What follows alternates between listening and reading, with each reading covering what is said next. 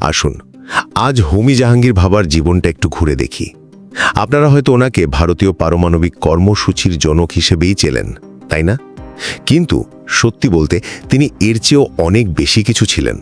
একজন সত্যিকারের জিনিয়াস, যিনি আধুনিক ভারতের বিজ্ঞানের ভিতটা গড়ে দিয়েছিলেন। প্রথমত ভাবুন তো, মানুষটা কি ছিলেন? একদিকে তিনি একজন ব্রিলিয়েন্ট পদার্থবিজ্ঞানী, কোয়ান্টাম ফিজিক্সে ভাবা স্ক্যাটারিংয়ের মতো যুগান্তকারী থিওরি দিচ্ছেন।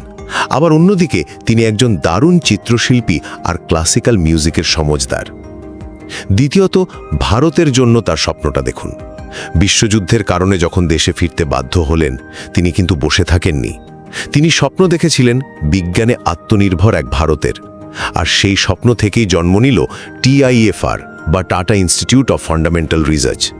শুধু তাই না, ভারতের থোরিয়ামের ভাণ্ডারকে কাজে লাগিয়ে একটা 3 পর্যায়ের পারমাণবিক কর্মসূচির নকশাও কিন্তু তিনিই করেন। আর শেষে তার মৃত্যু, যেটা নিয়ে আজও এত জল্পনা।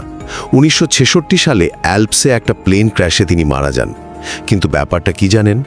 ঠিক তার কয়েক সপ্তাহ আগেই তিনি ঘোষণা করেছিলেন ভারত চাইলে মাত্র 18 মাসের মধ্যে পরমাণু বোমা বানিয়ে ফেলতে পারে। এই সময়টাই কিন্তু CIA-র দিকে আঙুল তোলে। আসলে হোমি ভাবা ছিলেন একজন সম্পূর্ণ মানুষ, যিনি বিশ্বাস করতেন বিজ্ঞান আর শিল্প দুটোই মানুষের চেতনাকে উন্নত করে।